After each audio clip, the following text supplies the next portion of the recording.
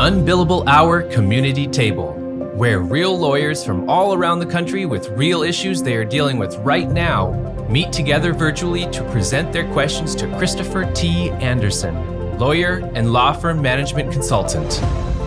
New questions every episode, and none of it scripted. The real conversations happen here.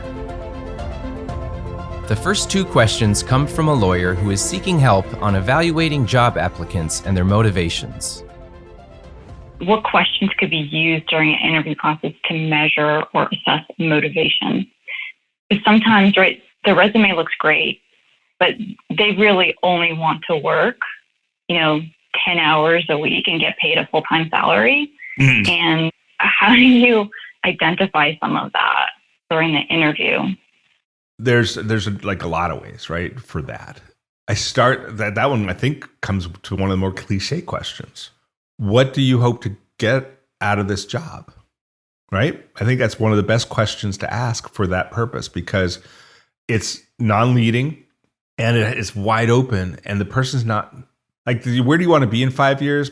That one's much more difficult. But what do you hope to get from this job? They're not expecting that question, because all the questions in an interview are really always about, what do you expect to give to this job?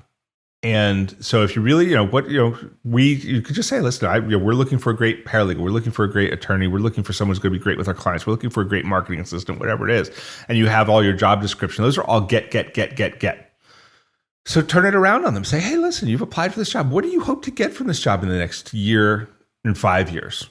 And if stable employment, good benefits, a place to get out of the weather are their answers, that's probably not a motivated individual. If personal growth, I hope to continue to learn. I want to advance so that I can become more valuable to the business and or the clients and or the owners, so that I can become a better paralegal, lawyer, marketing assistant, street washer, whatever. Those are the answers you're looking for. And, as long as you're good about not leading the answer to that question, just asking it and shutting up, that's the question I would use to tell me probably more than you ever want to know, very quickly, about what motivates this person. And then you got to stick with the most important rule, which is, once a person tells you who they are, believe them the first time. And don't try to rehab their answer. You know what I mean? I definitely do.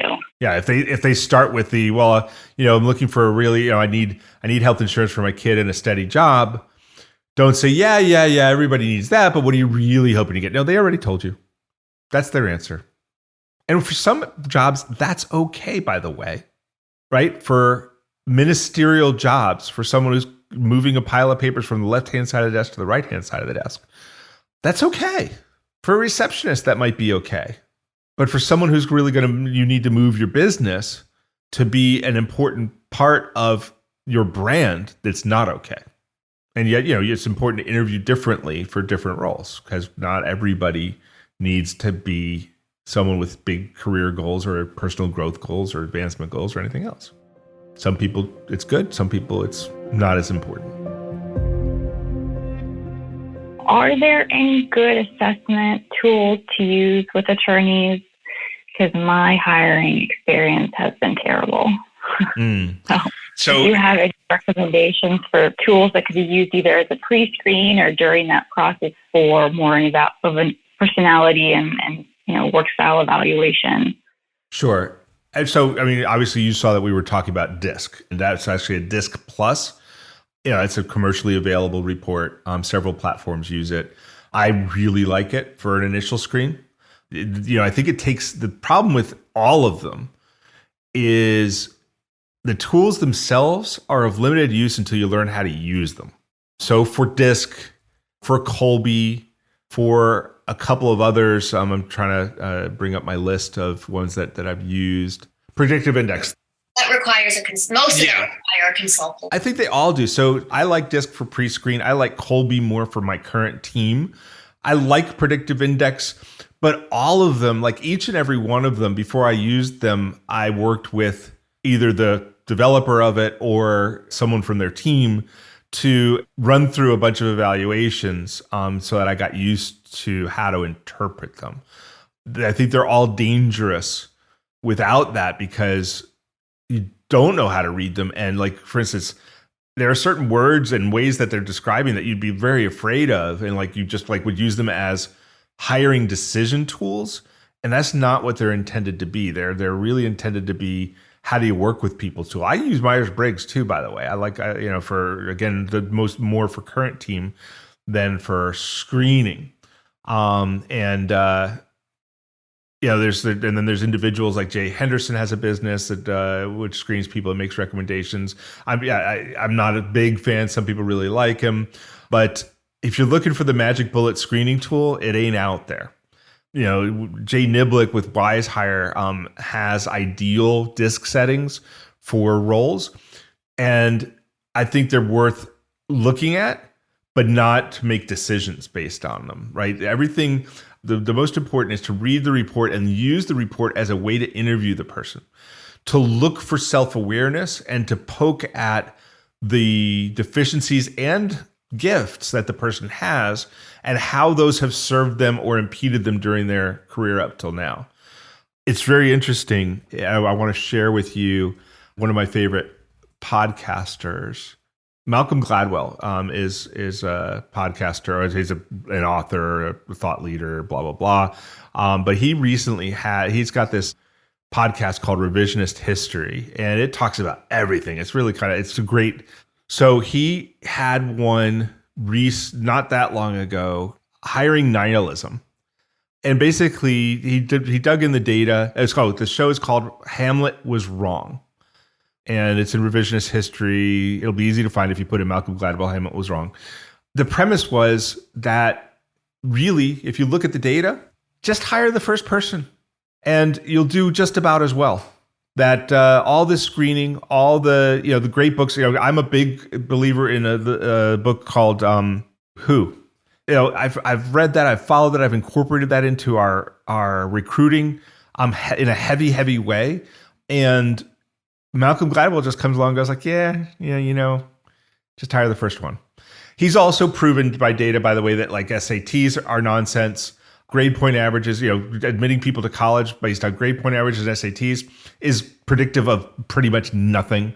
And he's one data point, but he's very compelling when he talks about it. And so I know I'm on a rant at this point, but I caution that you put too much weight in what you're actually looking for, and that your frustration with the hiring process just is frustration with the hiring process, and that you're better off. I'm not saying dump it, and I'm not saying don't use these screening tools. I still do. And I think I use them to great effect because we have a pretty good batting average, though we have some disastrous hires. I just had a hire last month. A paralegal came into our business and just phoned in Monday morning, 3 weeks in. So it's like, I'm not coming back. This was a 20-year experienced paralegal. And eventually we kind of learned through the grapevine that it was, that she was uncomfortable with the technology that we use. And it's like, we should have seen that through everything we do.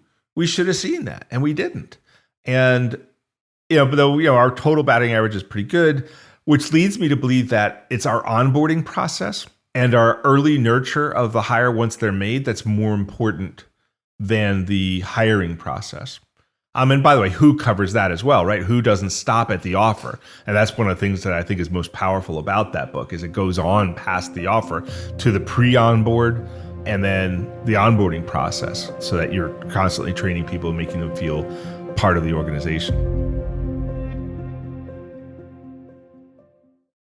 Law Clerk's nationwide network of talented freelance lawyers is trusted by thousands of law firms. Solo attorneys and firms can get help with project-based work and also ongoing work via a subscription.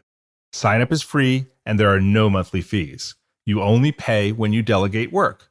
Plus, Law Clerk has a new app for your mobile device to help you manage the work you've delegated while you're on the go.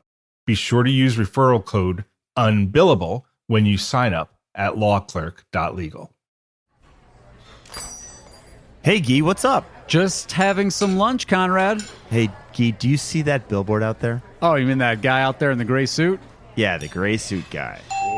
There's all those beautiful, rich, leather-bound books in the background. That is exactly the one. That's J.D. McGuffin at Law.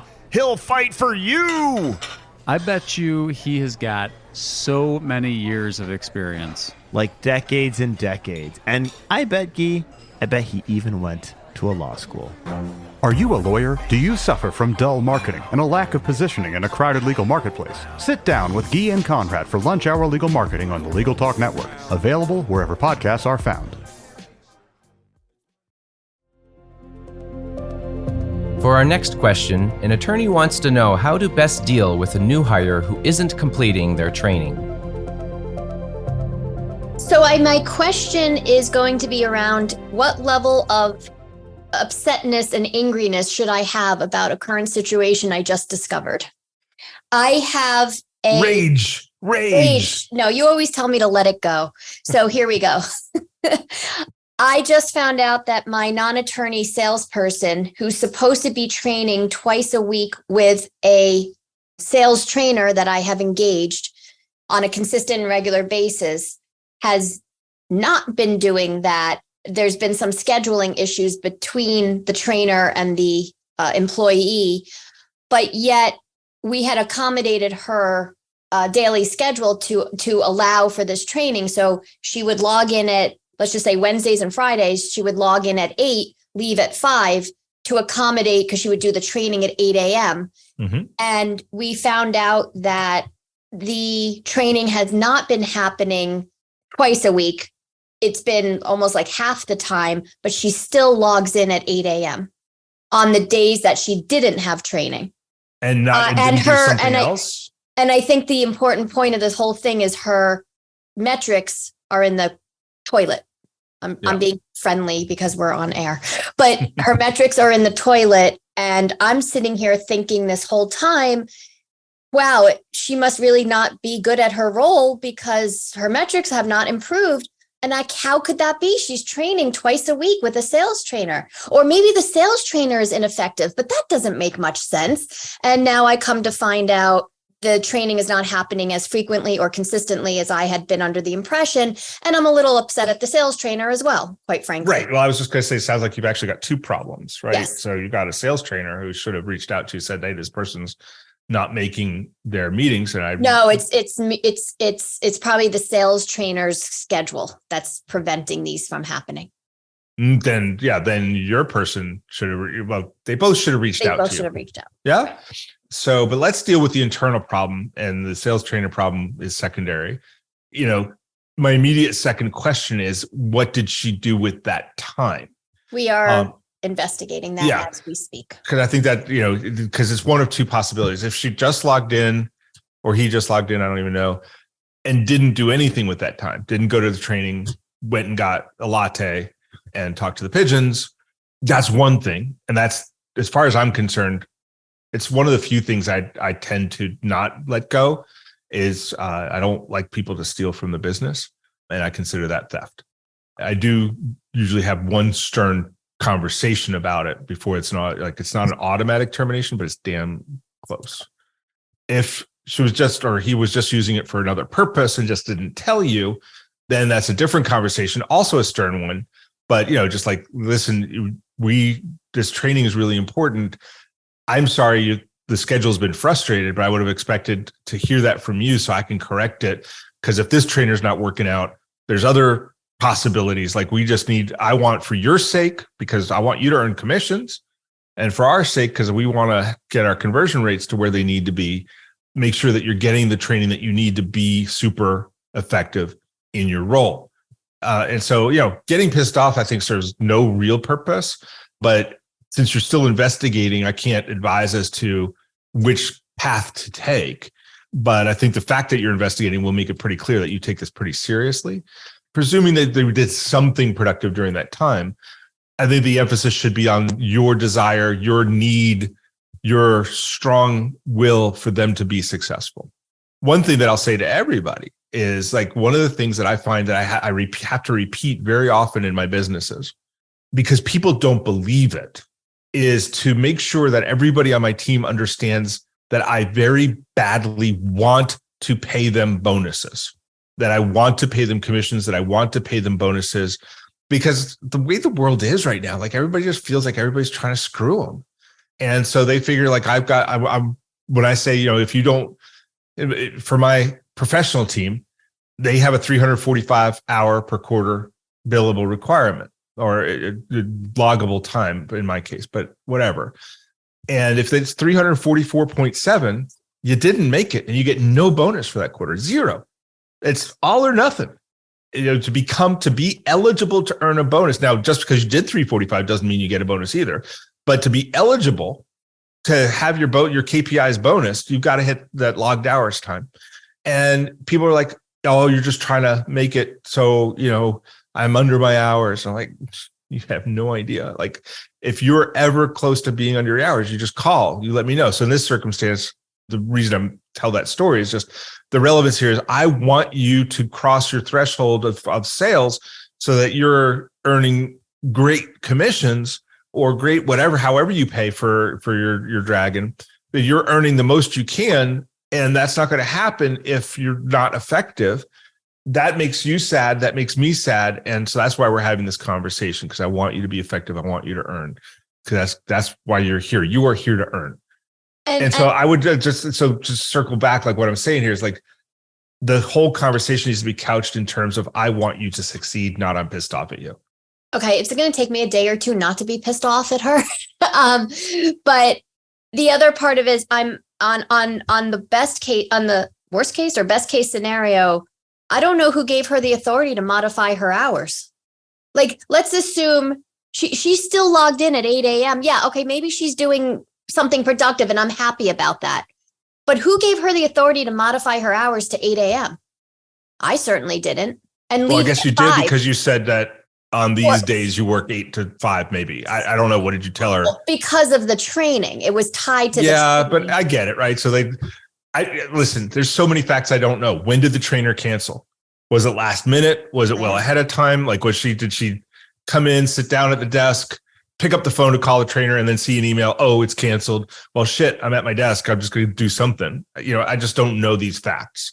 Right. But I wouldn't get hung up on that. Like, please don't get hung up on that. Like the change of the hours, just, you want this person to get trained. That's the focus.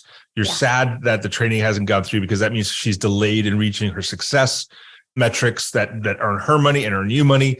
And you want to get this back on track. And if this trainer's not going to work out, I'll get another one. And please, if you ever run into this kind of problem, like, that's why I'm here. You've got me, you've got my professional law firm administrator, reach out, let us know that, one of the things I tell my team, and I suggest you do too, is I say, I have one job here. I wish that were true, but I tell them I have one job here. My job is to remove obstacles from your success. That is my only job. Y'all burden me with all this other crap.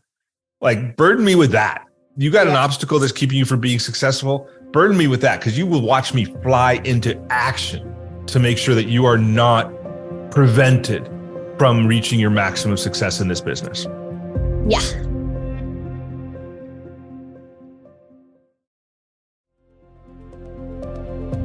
Our last question centers around what is an acceptable amount of time to wait for a newly hired attorney to start bringing in a profit.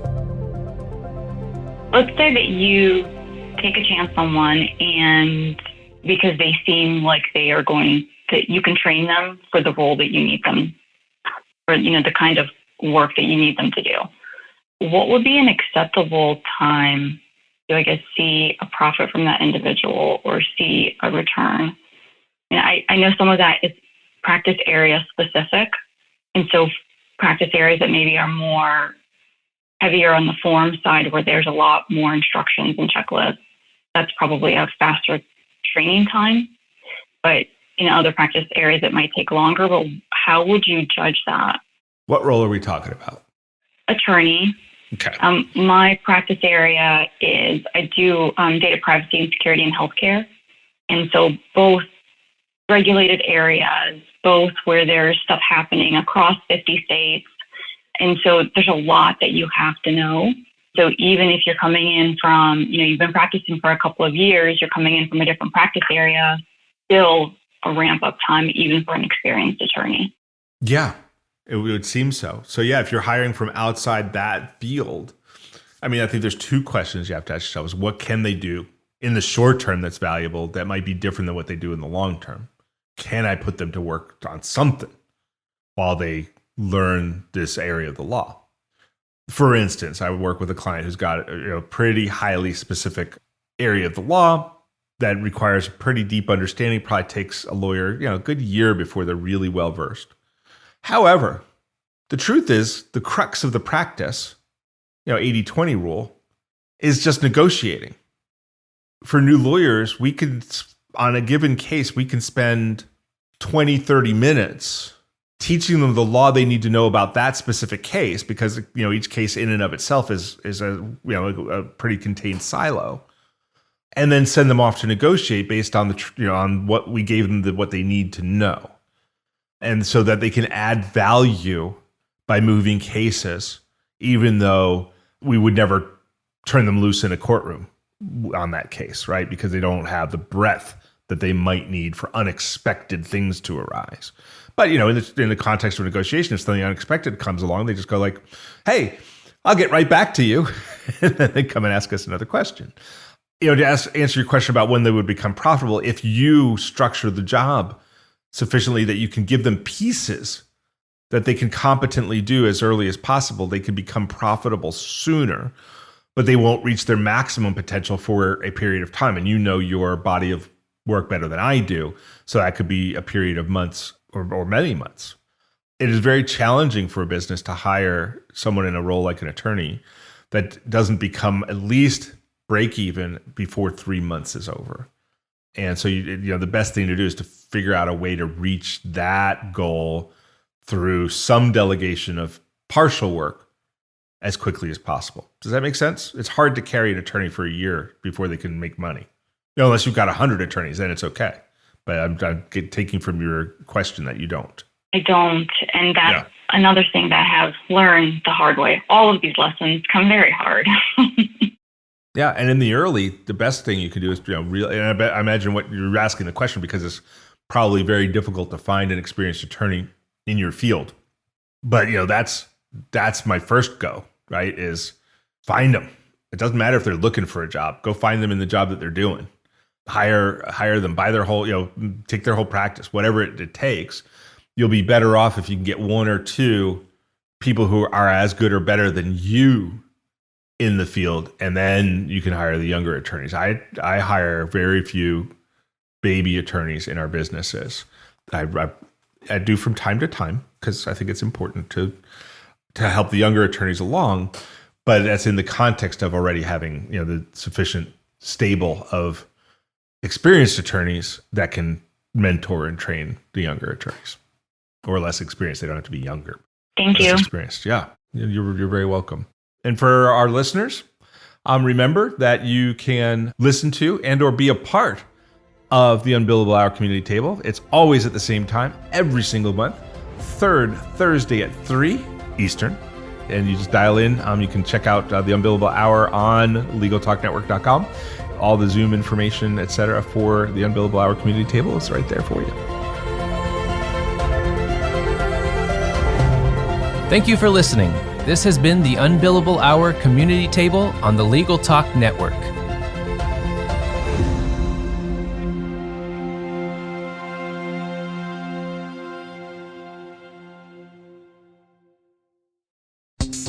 Today's legal news is rarely as straightforward as the headlines that accompany them. On Lawyer to Lawyer, we provide the legal perspective you need to better understand the current events that shape our society. Join me, Craig Williams, and a wide variety of industry experts as we break down the top stories. Follow Lawyer to Lawyer on the Legal Talk Network or wherever you subscribe to podcasts.